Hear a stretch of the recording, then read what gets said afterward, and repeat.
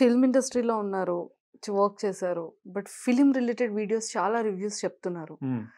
అంటే లైక్ ఎప్పుడైనా సరే ఎవరైనా మా ఫిలిం గురించి ఇలా ప్రమోట్ చేయండి, మేము ఇంత అమౌంట్ ఇస్తాము అంటే మీరు నచ్చకపోయినా కూడా ప్రమోట్ చేస్తారా? అంటే you don't like and act కదా, అంటే మీకు యాక్టింగ్ నచ్చదు.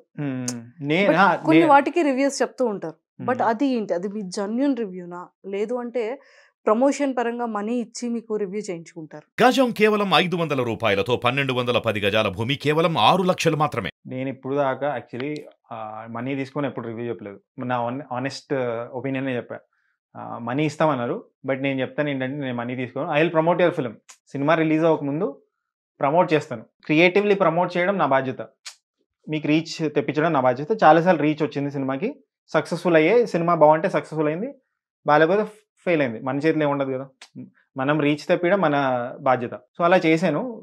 Money is offered but I rejected. నాకు మనీ వద్దు బాబు, నేను సినిమా ప్రమోట్ చేస్తాను, దానికి మనీ ఇవ్వండి. ఎందుకంటే నా క్రియేటివిటీ, నా రైటింగ్, నా టైం ఇన్వెస్ట్ చేస్తున్నాను కాబట్టి give the money I deserve అని చేస్తాం. నెగోషియేట్ చేసి మేము చేస్తాం ఆ ప్రమోషన్. బట్ రివ్యూకి డబ్బులు తీసుకొని ఎప్పుడు చేయలేదు. ఓకే, రివ్యూ అనేది జెన్యూన్గా హార్ట్ఫుల్గా ఇచ్చారు. ఓకే, అంటే సోహెల్ గారు చాలా ఏడ్చారు, బాధపడ్డారు, ఎమోషనల్ అయ్యారు. బట్ మీరు దానికి చాలా సపోర్ట్ ఇచ్చారు.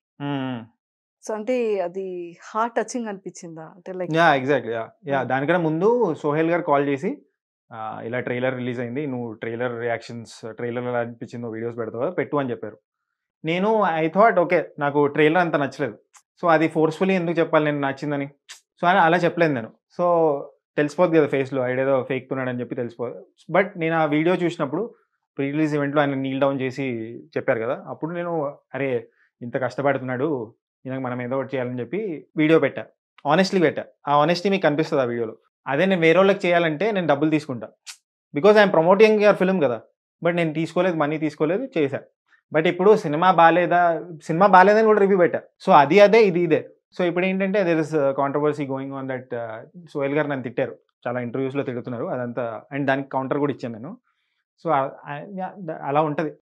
నాకు ఒక డౌట్ ఏంటంటే, యాజ్ ఒక రివ్యూ అంటే మీరు చాలా రివ్యూ ఇస్తారు, ఇండస్ట్రీలో వర్క్ చేశారు అంటే మీకు కొన్ని క్యాలిక్యులేషన్స్ ఉంటాయి, చాలా హానెస్ట్గా ఓపెన్గా మాట్లాడుతున్నారు కాబట్టి. ఫిలిం చాలామంది కష్టపడతారు, వర్క్ చేస్తారు, స్టోరీ బాగుంటుంది, కొంతమందికి స్టోరీ నచ్చుతుంది. అంటే అందరి మెంటాలిటీస్ ఒకలా ఉండవు. మీకు నచ్చిన స్టోరీ నాకు నచ్చకపోవచ్చు, నాకు నచ్చింది వీళ్ళెవరికి నచ్చకపోవచ్చు, మీకు నచ్చింది మా ఎవరికి నచ్చకపోవచ్చు కదా. అంటే అలా ఉండేటప్పుడు జనాలకి అంటే ఎలాంటి స్టోరీస్ ఇప్పుడు లైక్ చేస్తున్నారంటారు, ఎలాంటి స్టోరీస్ నచ్చట్లేదు అంటే మీ రివ్యూలో, మీ పాయింట్ ఆఫ్ వ్యూలో? అదే జనాలకి హనుమాన్ మూవీ నచ్చిందా మీకు? నచ్చింది, పెట్టే బాగుందని. చాలా బాగుంది. It's very old. దాంట్లో నా రివ్యూలోనే క్లియర్ గా చెప్పా నాకు ఏం నచ్చలేదు అని. బట్ ఏంటంటే we're talking about reviews. Review అనేది అసలు ఇంపాక్టే చేయదు. ఇది చాలా పెద్ద పెద్ద వాళ్ళు చెప్తారు, రామ్ గోపాల్ వర్మ లాంటి వాళ్ళు చెప్తారు, పెద్ద పెద్ద డైరెక్టర్స్ వీళ్ళందరూ చెప్తారు, ప్రొడ్యూసర్స్ కూడా ఒప్పుకుంటారు. సో నేనేంటంటే ఇప్పుడు నాకు నచ్చింది మీకు నచ్చకపోవచ్చు, అదంతా ఉంది కదా. ఇప్పుడు నేను ఏదో సినిమా బాగుంది అంటాను, అది జనాలు చూడకపోవచ్చు కదా, ఏంట్రా నువ్వు చెప్పావు నాకు నచ్చి. Ultimately at the end of the video నేను ఏం చెప్తానంటే రివ్యూ, అరే ఇది నా ఒపీనియన్, మీరు వెళ్ళి చూడండి, మీ ఒపీనియన్ చెప్పమని చెప్తాను, వెళ్ళకండి రా సినిమాకి అని చెప్పలేదు ఎప్పుడు నేను.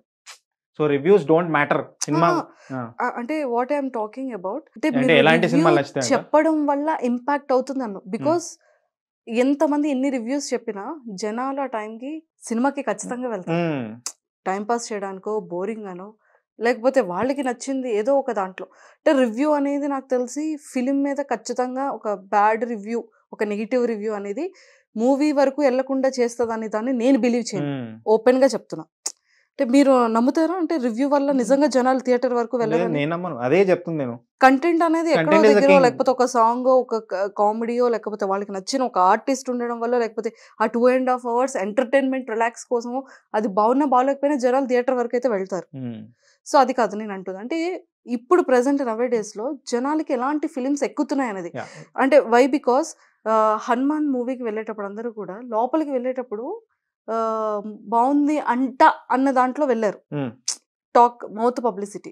అంటే మౌత్ పబ్లిసిటీ అనేది జనాలను కూడా తీసుకెళ్తుంది, చూజింగ్ ఉంటుంది. కాకపోతే బయటకు వచ్చిన తర్వాత మూవీలో స్టోరీ ఏంటి అంటే ఓకే సినిమా అయితే బాగుంది కానీ మూవీ బాగుంది, బట్ ఏముందో తెలియట్లేదు మూవీలో, కానీ మూవీ బాగుంది అనేది బయటకు వచ్చింది ఆఫ్టర్ వాచింగ్.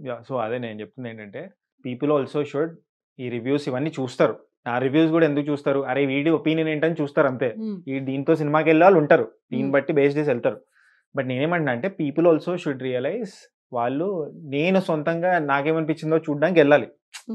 ఏదో రివ్యూవర్ అదంతా నేను ఎప్పటి నుంచి అదే చెప్తున్నాను. సో ఎలాంటి కైండ్ ఆఫ్ ఫిల్మ్స్ నచ్చుతాయంటే ఆనెస్ట్ అటెంప్ట్ చేస్తే నచ్చుతుంది. ఆ సినిమాకి మంచిగా చేసామా. హనుమాన్ చూడడానికి కారణం ఏంటంటే ఆనెస్ట్గా తీశారు సినిమాని, మంచిగా తీశారు.